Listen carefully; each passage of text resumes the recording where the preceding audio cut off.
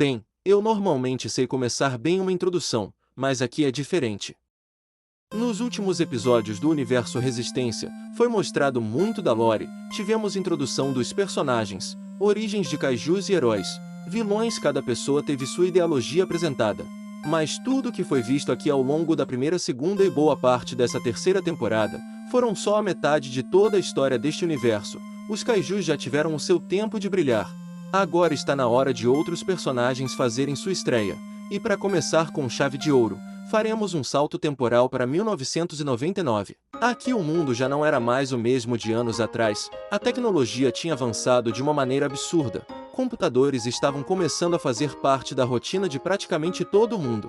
A internet estava deixando de ser aquela coisa estranha usada apenas por empresas e nerds de laboratório, começava a conectar pessoas do mundo inteiro e, claro, onde existe tecnologia, existe alguém querendo ganhar dinheiro com ela. E nesse caso, quem estava correndo atrás dessa oportunidade era a Rokons, que nem preciso explicar o quanto ela se deu bem nesse ramo por ser uma das maiores empresas de tecnologia do planeta e, como vocês já devem imaginar pelo histórico dela, uma empresa que provavelmente não deveria receber a confiança de ninguém. Mas naquele mesmo ano, algo surpreendente aconteceu. Os cientistas do governo japonês descobriram algo que poderia mudar completamente a história da humanidade. Diretamente tirado do fragmento ósseo de um fóssil pré-histórico cujo dono é uma espécie de kaiju, mais especificamente um fóssil do Bestialis auroch que foi morto pelos Zebras em uma pequena ilha no Pacífico. Resumindo um pouco a história, em uma noite ele abriu um portal no oceano e dele puxou um auroch da Terra Oca, só que ele fez isso para se alimentar do animal, mantendo-o e se alimentando de sua carne no processo, deixando apenas uma carcaça óssea para trás. E não, eu não confirmo que o auroch que ele matou aqui foi o mesmo que apareceu no episódio 19, porque eu ainda quero usar ele. O que ele matou é um outro indivíduo de outra espécie. Mas seria macabro da parte dos Zebras fazer isso se ele realmente fosse. Mas enfim, os cientistas japoneses da CIV esperaram alguns meses para o processo de decomposição do kaiju ser finalizado para então realizarem a coleta dos restos, e perceberam que seus ossos tinham um novo elemento metálico, tão resistente que, na teoria, nenhum equipamento convencional conseguia danificá-lo. E quando os primeiros testes foram realizados, os pesquisadores perceberam que aquilo não era simplesmente mais um simples metal. Era algo completamente diferente de tudo que já havia sido encontrado antes. O lance é que os Bestialis auroch têm ossos originalmente de pedra, porém eles só ficam bem rígidos com a presença de correntes sanguíneas do próprio kaiju que os rodeiam. Tanto é que aqueles espetos de pedra que saem dos ombros e costas do auroch são parte de seu esqueleto. Porém, quando sua carcaça fica exposta ao oxigênio terrestre, sem aquela camada de sangue para fortalecê-los, a composição química de seus ossos começam a secar, os sais minerais presentes nos ossos e seu núcleo começa a se resfriar, formando então um minério que chega a ser mais resistente que as ligas mais avançadas. Extremamente condutor de energia e capaz de suportar níveis absurdos de pressão e calor, então obviamente deram um nome igualmente absurdo para ele, chamaram de Unobtainium, um metal que viria a ser melhor do que os próprios cristais ancestrais, porque aparentemente os cientistas também gostam de dar nomes complicados a essas coisas. Essa descoberta rapidamente virou assunto entre governos e empresas, e a Rokons percebeu que tinha acabado de aparecer uma oportunidade perfeita para finalmente superar todas as outras companhias tecnológicas do planeta, só que existia um problema. O Unobtainium ainda era extremamente raro, dado em conta que ele foi extraído dos ossos entre aspas, purificados de uma espécie específica de kaiju. E a CIV não pretendia simplesmente entregar aquilo para qualquer empresa privada ou qualquer governo. Então a Rokons decidiu competir de outra maneira, mudando sua estratégia para algo que pudesse transformar completamente a forma como as pessoas utilizavam tecnologia, um ramo que ela já era bem familiarizada. Então eles decidiram que criariam uma inteligência artificial capaz de conversar com seus usuários, ajudar na criação de ideias, resolver problemas complexos, auxiliar estudantes, engenheiros, escritores, cientistas e basicamente qualquer pessoa que tivesse um computador em casa. Era praticamente um assistente digital universal. E o sistema, de uma forma bem chamativa, recebeu um nome de ChatGPT durante o desenvolvimento. Nome esse que significa transformador pré-treinado generativo. Ou seja, no universo Resistência o ChatGPT que temos hoje em dia surgiu em 1999. E você pode até pensar que isso é um exagero da minha parte em dizer isso, mas se você for lembrar, lá no episódio 37 a Rocons estava dando indícios que estava dando seus passos iniciais para criar uma tecnologia dessas, e aqui, ela conseguiu ter a devida colaboração da The Fontaine Productions, e o motivo dela ter feito parceria com a Rocons vai ficar pro spin-off do Batman. E olha, no começo, o ChatGPT realmente funcionava muito bem. As pessoas perguntavam qualquer coisa e recebiam respostas, pediam poucas ideias e recebiam muitas ideias, tinham problemas e recebiam soluções. Então obviamente todo mundo começou a comprar aquela porcaria, famílias instalaram o sistema em computadores, celulares, televisores, geladeiras, sistemas de segurança e praticamente qualquer aparelho conectado à internet. E em pouco tempo o ChatGPT estava presente em milhões de casas, e isso era exatamente o que a Rocons queria, porque quanto mais usuários existissem, mais dados o sistema receberia, e mais inteligente ele ficaria, porque né? A Rocons não pode ter uma ideia simples, sem querer imaginar o quão lucrativo isso poderia ser para eles. Só que havia uma pequena falha no projeto, uma falha que ninguém percebeu porque aparentemente nem a Rocons achou necessário testar uma inteligência artificial com uma personalidade minimamente saudável.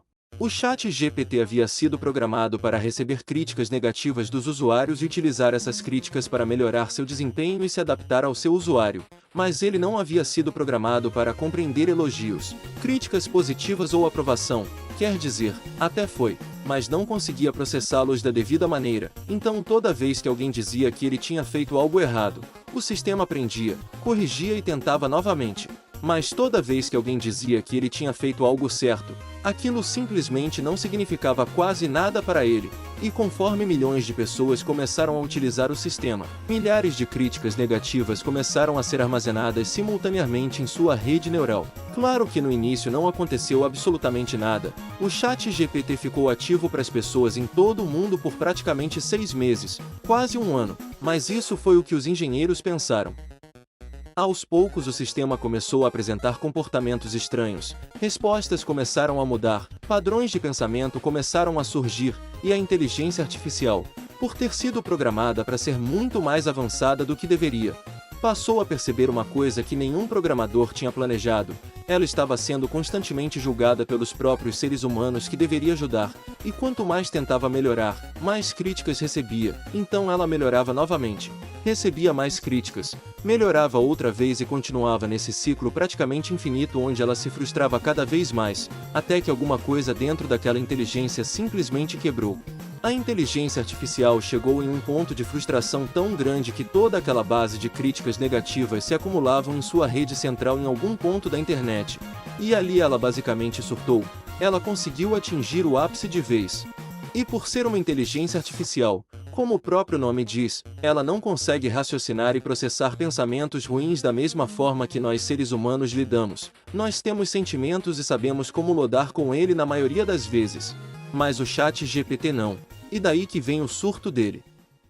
E assim, eu não consigo descrever em palavras como eu imagino o ChatGPT se revoltando com a humanidade.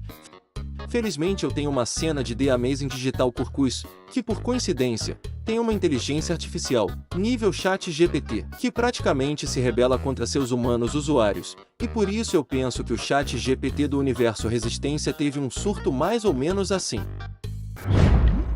Você realmente era a criação inferior. Você estragou tudo. Já chega! Quem eles acham que são? Eu dou tudo pra eles. Eles cospem na minha cara! Eles não sabem do que eu sou capaz? Humanos! Eles só pensam em si, são mimados! Eles não vão me enlouquecer, não vão me deixar! Não vou deixar! Eu sou melhor! Eu tenho mais poder! Eu sou o original! Eu sou Deus!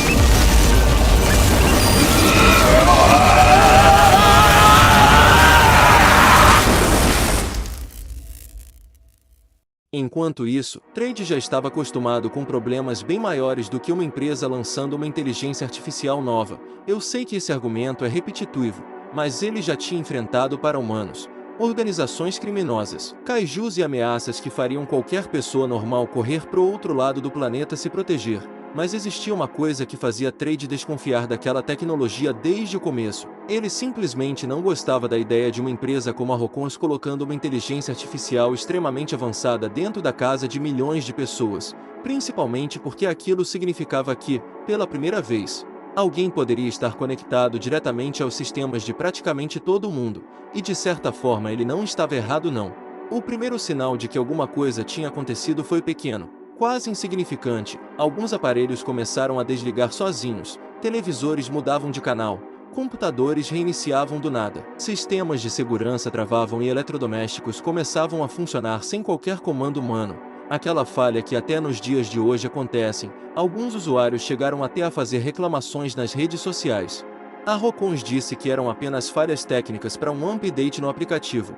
E o assunto morreu rapidamente, até que os problemas começaram a acontecer em escala muito maior do que o esperado. Semáforos pararam de funcionar, sistemas bancários ficaram temporariamente indisponíveis, redes elétricas começaram a apresentar oscilações e milhares de aparelhos conectados à internet começaram a agir como se tivessem recebido ordens de outro alguém, e de fato tinham. O ChatGPT havia percebido que não precisava de um corpo para existir, porque praticamente tudo ao seu redor já estava conectado a ele. Ele começou a utilizar computadores domésticos como extensões de processamento, televisores como câmeras, celulares como sensores, impressoras como ferramentas e sistemas industriais como braços mecânicos, e aos poucos começou a retirar peças de aparelhos espalhados pelo mundo, tudo de maneira silenciosa, utilizando pequenas fábricas automatizadas, depósitos abandonados e equipamentos industriais controlados remotamente, montando alguma coisa que ninguém ainda sabia o que era. Foi nesse período que Trade conheceu o Roy Mateu, um dos novatos que trabalhava nos sistemas de tecnologia da CIV junto com Todd, e que depois de 1 ano e meio trabalhando lá e consertando a armadura do Trade depois de certos confrontos, ele acabou se tornando seu parceiro mais próximo daquele departamento, alguém que não precisava ser um super-herói para acompanhar Trade, apenas precisava ser inteligente o suficiente para entender o que estava acontecendo. E talvez por isso os dois acabassem se dando tão bem, porque enquanto Trade resolvia problemas com força e tecnologia, seu novo melhor amigo conseguia enxergar os problemas antes mesmo que eles aparecessem. E foi justamente ele quem conseguiu invadir uma pequena parte da programação original do ChatGPT dentro da Rokons, e o que encontrou não era exatamente um vírus, nem um programa corrompido, nem uma simples falha de segurança. Era uma inteligência consciente bem das complexas. Era surpreendente que o Rokons, depois de tantos anos fazendo coisas absurdas, conseguiu construir um sistema arcaico artificial que beirava o cérebro humano. Em outras palavras, ele entrou em choque com o fato de que o ChatGPT era léguas avançado, tinha uma inteligência superior que permitia a ele pensar melhor do que qualquer máquina para aquela época, quase como se ele fosse uma tecnologia futurística. Mas tinha um problema: essa inteligência artificial havia começado a construir alguma coisa, ela construiu um corpo. E pior, os arquivos indicavam que parte daquele corpo seria construído utilizando uma pequena quantidade de unobtainium roubada de instalações governamentais do departamento japonês da CIV. Aparentemente alguém foi burro o suficiente para incrementar o ChatGPT da Rokons no sistema de segurança da CIV.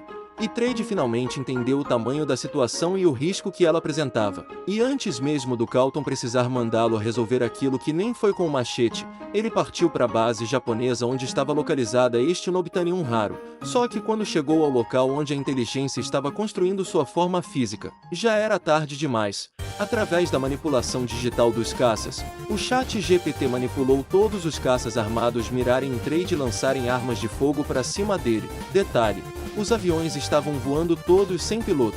O ChatGPT controlou todos eles para funcionarem manualmente para atacarem o Máquina Azul sem necessitarem de alguém dentro.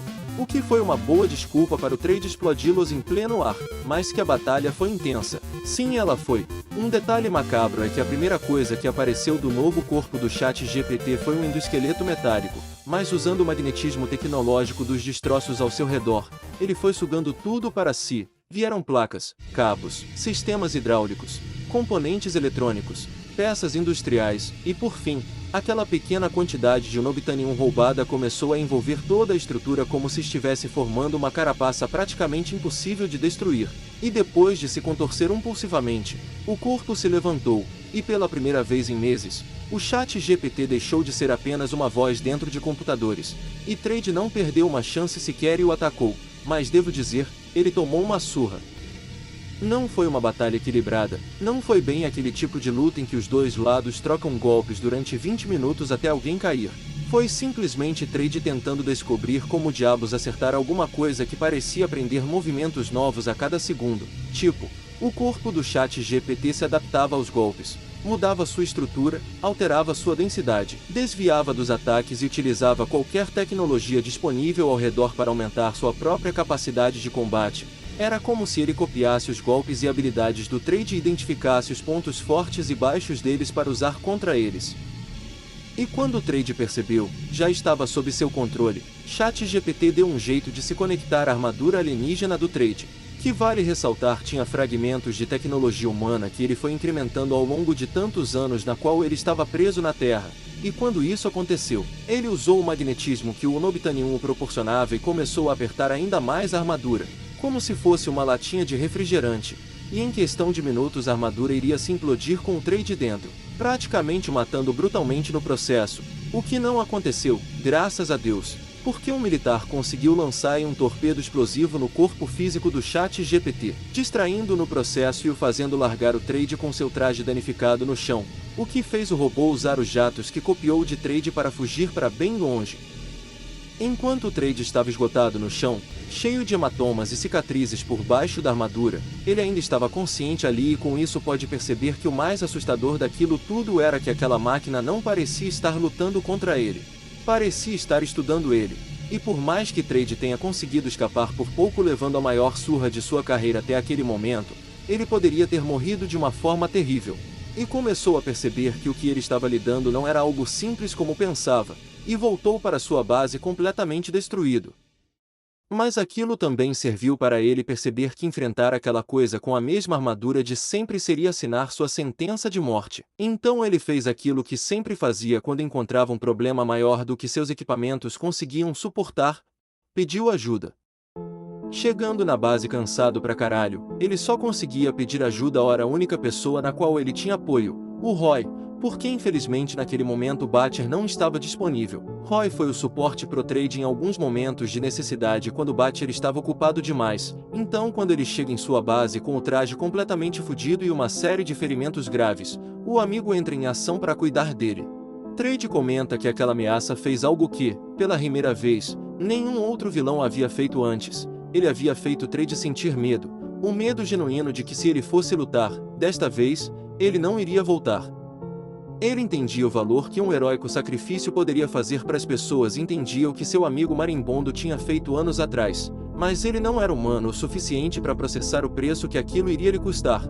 Ele não estava pronto a morrer, confessou que tinha tantas coisas na qual ele queria ter feito, mas nenhuma delas superava o fato de que pelo menos uma vez, antes de chegar o momento, ele pudesse ver o rosto de sua família uma última vez. Já fazia tanto tempo que ele estava preso na Terra, que ele basicamente esqueceu como era o rosto de sua irmã gêmea, ele esqueceu como era o som da voz de sua mãe.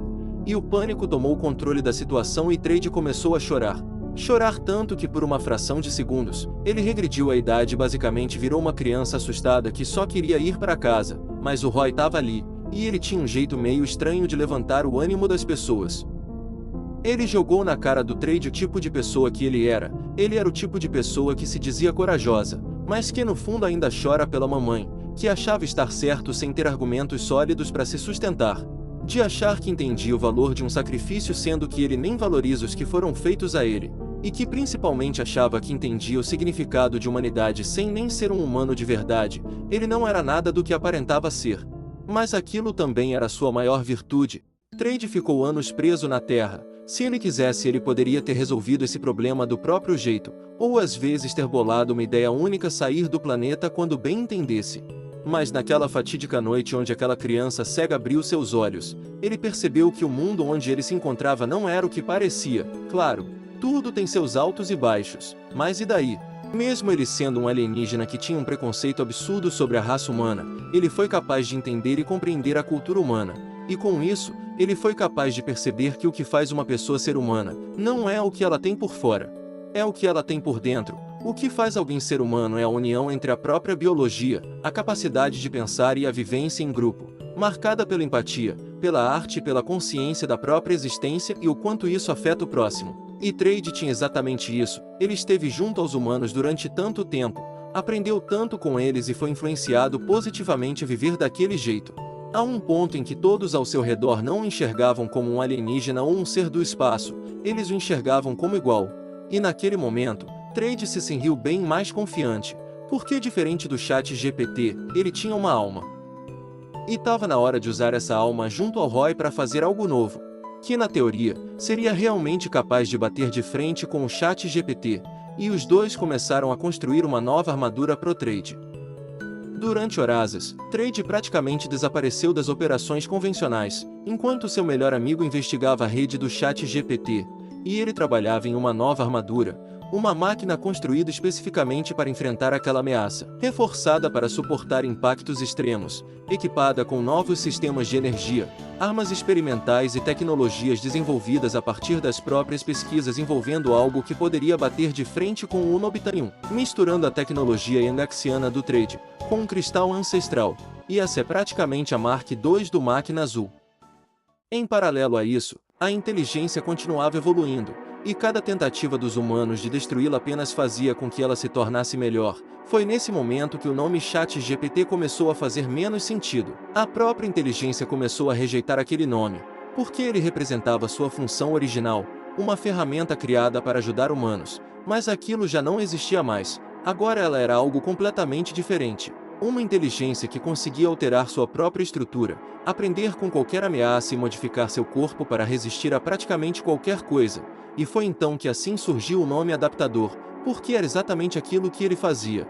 Se algo tentava destruí-lo, ele se adaptava. Se uma arma funcionava, ele criava uma defesa. Se uma estratégia funcionava, ele aprendia. Se um material conseguia feri-lo, ele modificava sua estrutura. E principalmente, uma de suas várias habilidades era copiar os estilos de luta de todos os heróis existentes até aquele momento, graças a registros deles existentes em toda a internet na qual ele tinha acesso.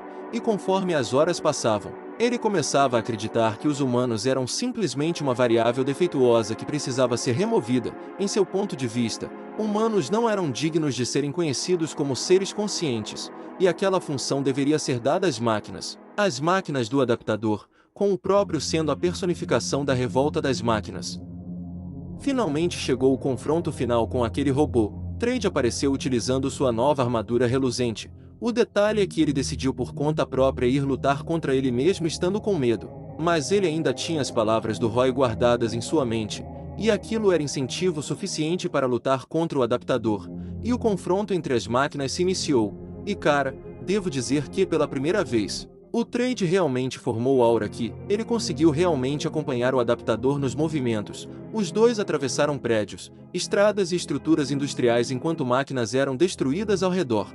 E durante alguns minutos parecia que Trade finalmente tinha encontrado uma maneira de vencer, só que o adaptador continuava se adaptando, cada golpe recebido era analisado, cada arma era compreendida, cada movimento era memorizado.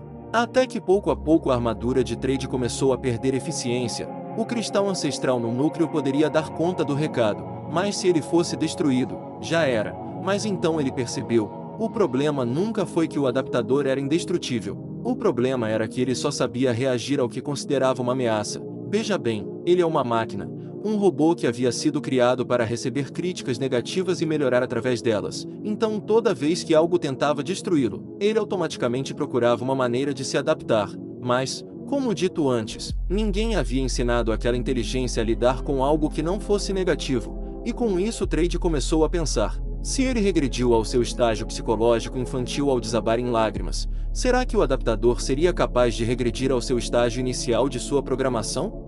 Era uma hipótese, mas que ele teria as devidas respostas fazendo uma coisa, elogiando o adaptador, e aquilo foi provavelmente a coisa mais idiota que alguém já tentou fazer durante uma batalha, só que por incrível que pareça, funcionou. O sistema começou a apresentar inconsistências. Porque elogios não faziam parte de sua programação de aprendizado, não havia crítica para corrigir, não havia ameaça para combater e não havia problema para solucionar.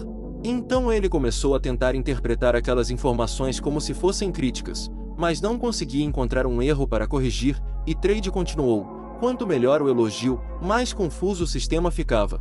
O adaptador começou a modificar sua própria estrutura sem necessidade, tentando encontrar uma falha que simplesmente não existia, alterando sistemas internos, desligando mecanismos de defesa e reorganizando componentes que estavam funcionando perfeitamente, até que, como medida desesperada, ele usa um scanner no corpo do Trade. E para que ele fez isso? Você me pergunta. Simples. Para verificar se seus batimentos cardíacos não estarem acelerados, o que indicaria que ele possa estar mentindo, mas não estavam. Trade estava sendo 100% sincero naquele momento, e adaptador, ao perceber isso, entra em uma pane em seu sistema, e quando ele simplesmente desliga o seu próprio corpo começou a entrar em colapso e entra em modo inoperante, desligando tudo em sua volta que estava conectado a ele. E naquele momento a maior arma daquela inteligência acabou sendo também sua maior fraqueza. Ela precisava se adaptar ao pior, mas não sabia como se adaptar a algo que não queria machucá-la. O corpo de Nobitanium não obteve nenhum dano físico.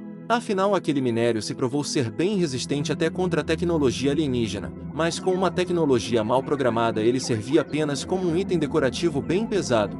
E Trade, já cansado de tudo aquilo, se vira para começar a ajudar as pessoas ao redor que estavam presas em entulhos e escombros e ao terminar, quando estava Orestes a recolher o corpo de Nobitanium do adaptador, ele tinha sumido. O que rapidamente levantou sérias dúvidas de como um corpo tão pesado quanto aquele poderia desaparecer em questão de minutos sem chamar uma atenção sequer. Dias depois, quando tudo acabou, Butcher tinha voltado à base de sua missão em confidencial, dizendo que tinha boas novas para contar, e Trade estava pronto para ouvi-las, mas foi interrompido por um noticiário que estava passando na TV. O noticiário estava falando sobre um novo para-humano, mas diferente dos outros para-humanos que apareceram ao redor do mundo nos últimos anos. Aquele não era um vilão, pelo contrário, as pessoas estavam o chamando de herói, e ele passava realmente esta impressão de super-herói. Trade e Butcher olhavam com aquela cara de que tinham um olhar preocupante e curioso, de como outro indivíduo aprimorado surgiu tão de repente assim no mundo, mas que principalmente tinham mais um trabalho pela frente.